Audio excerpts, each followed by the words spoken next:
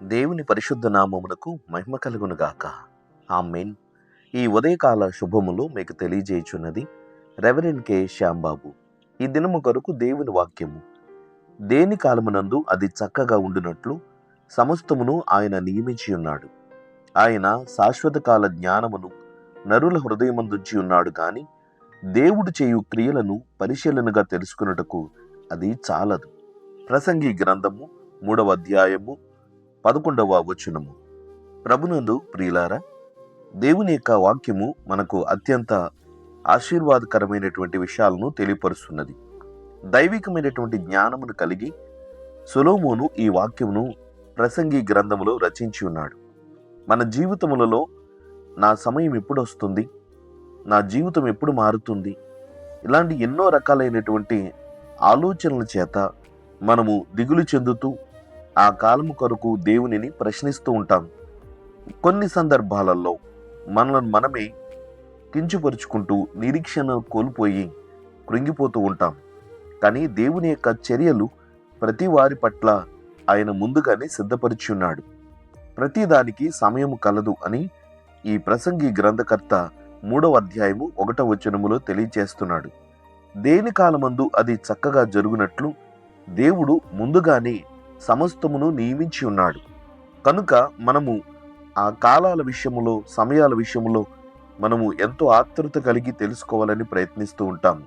కొందరైతే జ్యోతిష్యుల దగ్గరికి వెళతారు, ఇంకొందరు ఆయా రకాలైనటువంటి సోది చెప్పేవారి దగ్గరికి వెళతారు. అయితే మనుషుల జ్ఞానమునకు అందనంత గొప్ప కార్యాలు, ఆలోచనలు దేవునివి. ఒక మనుషుని హృదయంలో ఏముందో తెలుసుకున్నట్టు కొరకు మరొకరు ఎంత ప్రయత్నించినా కొందరు బయటపడరు, కొందరైతే బయటపడతారు. మనుషుని యొక్క హృదయంలో ఉన్నటువంటి అంతర్గతమైన సంగతులు తెలుసుకునే ప్రయత్నాలలో కొందరు విఫలమవుతూ ఉంటారు. అలాంటిది దేవుని యొక్క ఉద్దేశములు తెలుసుకున్నట్లో అత్యంత కీలకమైనటువంటిది దేవుని వాక్యం మాత్రమే. దానితో తప్ప మరే విధముగాను దేవుని యొక్క చర్యలు మనము పసిగట్టలేము. అయితే కొందరు ఆతృతతో చాలా సందర్భాలలో ప్రయత్నిస్తూ ఉంటారు. కొందరు ప్రవక్తలమని చెప్పుకుంటున్న వారి దగ్గరికి వెళ్ళి నా అంతం ఎట్లున్నది, నా భవిష్యత్తు ఎట్లున్నది, నేనేం చేయాలి, ఎలా చేయాలి, ఇలాంటి ప్రశ్నలు వారిని సంధిస్తూ ఉంటారు. కొందరు తమకు తోచిన వాటిని దర్శనాలు వచ్చినవని లేదా ప్రవచనాలు చెబుతామని వారి ఇష్టానుసారంగా కొందరు చెబుతూ ఉండవచ్చు. ఏది ఏమైనాను కొందరు మాత్రమే దైవాత్మను కలిగిన వారు ఉన్నారు. వారు చెప్పేటటువంటి సంగతులు యథార్థములే. అయితే ప్రస్తుత కాలంలో ఎవరు దైవాత్మ కలిగినటువంటి వ్యక్తులు, ఎవరు ప్రవక్తలు, ఎవరు దర్శనములను చూచి వివరాలు చెప్పగలిగేటటువంటి ఆత్మీయమైన తలాంతులు కలిగిన వారు తెలియని పరిస్థితుల్లో ఉన్నారు. కనుక ఇలాంటి పరిస్థితుల్లో మోసపోవుట కంటే ప్రార్థన పూర్వకముగా దేవుని సన్నిధిని కనిపెట్టి అడుగుట ఎంతో మేలుకరం. అపోస్తలుల కార్యముల గ్రంథం 1వ అధ్యాయములో ఈ మాటలను యేసు ప్రభు తన శిష్యులకు తెలియచేస్తున్నారు. 7వ వచనములో, కాలములను సమయములను తండ్రి తన స్వాధీనమందుంచుకుని ఉన్నాడు, వాటిని తెలుసుకునుట మీ పని కాదు అంటూ ప్రభు హెచ్చరిక జారీ చేస్తున్నాడు. చాలా సందర్భాలలో ఏం జరగబోతుందో మనము ముందుగానే తెలుసుకునే ప్రయత్నం చేస్తున్నాం. అయితే ఏం జరగబోతుందో దేవుడు ముందుగానే చెప్పినా కొందరు పట్టించుకోలేని స్థితిలో ఉన్నారు. ఇదిగో దేవుని యొక్క రాకడ అతి సమీపముగా ఉన్నది. దేవుని యొక్క చిత్తములో మన కాలము పరిపూర్ణం కాబోతున్నది.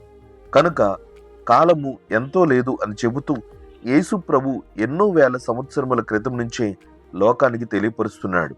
మార్కు సువార్త 1వ అధ్యాయము 15వ వచనములో, కాలము సంపూర్ణమైనది, దేవుని రాజ్యము సమీపించి ఉన్నది, మారు మనసు పొంది సువార్త నమ్ముడి అని చెప్పుచు యేసు ప్రభు సువార్తను ప్రకటించారు.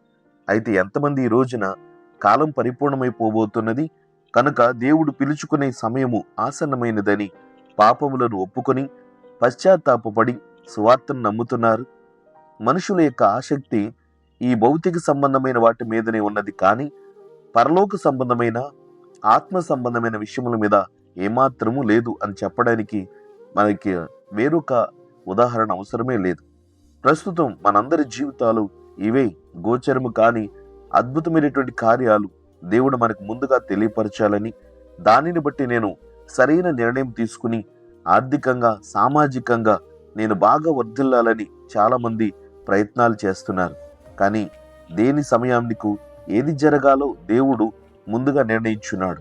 ఆ కాలముని కంటే ముందుగా ఏదీ జరగదు. దేవునికి చిత్తమును మనం తెలుసుకునే ప్రయత్నము ఇంకొకటి ఉన్నది, అది ప్రార్థన. ఇర్మియా గ్రంథము 33వ అధ్యాయము 3వ వచనములో, నాకు మొరపెట్టుము, నేను నీకు ఉత్తరమిచ్చేదను, నీవు గ్రహింపలేని గొప్ప సంగతులను, గూఢమైన సంగతులను నీకు తెలియజేతును అని ప్రభువే తెలియజేస్తున్నాడు. కనుక కొన్ని విషయాలు నీతో పంచుకున్నట్టు కొరకు దేవుడు ఇష్టపడితే నీవు ప్రార్థన పూర్వకముగా దేవునినే అడిగి తెలుసుకోవడం మంచిది. కనుక మనుషుల యొక్క అభిప్రాయాలను బట్టి నిన్ను సముదాయించడానికి ఏదైనా చెప్పవచ్చు, కానీ దేవుడు ఏది చెప్పాల్సి వచ్చినా అది నిష్కచ్చిగా ఖచ్చితంగా నీతో మాట్లాడతాడు.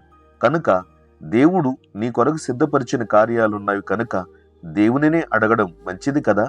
కనుక దేని కాలమందు ఏది సిద్ధపరిచున్నావో ప్రభువా, అది నాకు ముందుగా తెలియపరచు, నేను దాని ప్రకారముగా నేను నిరీక్షించి ఉండడానికి లేదా ఏదైనా ప్రయత్నించడానికి నాకు వీలు కలుగుతుందని దేవునిని సంప్రదించుము. దేవుడు నిశ్చయముగా నీ కొరకు దాచి ఉంచిన మేలు తప్పకుండా నీకు అనుగ్రహించడానికి ఇష్టపడుతున్నాడు. ఈ ఉదయకాలపు ఆశీర్వాదాలు దేవుడు నిత్యముగా మీకు అనుగ్రహించునుగాక. ఆమేన్. ప్రార్థన.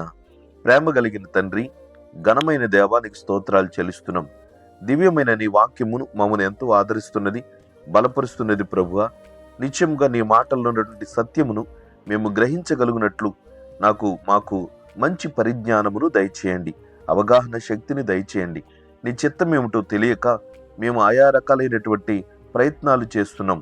మనుషులు లేదా వారి భక్తులు అని ఏవేవో రకాలైనటువంటి కాలజ్ఞానాలు కలిగిన వారని నాయనా, జ్యోతిషుల దగ్గరకు, సోదిగాండ్ర దగ్గరకు, ఏదో కల్పితమైన మాటలు చెప్పే వ్యక్తుల దగ్గరకు పోయి సమయాన్ని దుర్వినియోగపరుచుకుంటున్నాం. క్షమించు తండ్రి. నీ చిత్తం ఏమిటో మేము తెలుసుకున్నట్టు కొరకు వాక్యమును చదువుతూ ప్రార్థనా పూర్వకముగా నిరీక్షణతో ఎదురు చూచినట్లు మాకందరికీ సహాయం చేయండి. అలాంటి వారి ఈ వాక్యమును ఆలకిస్తున్న చాలా మంది బిడ్డలున్నారు.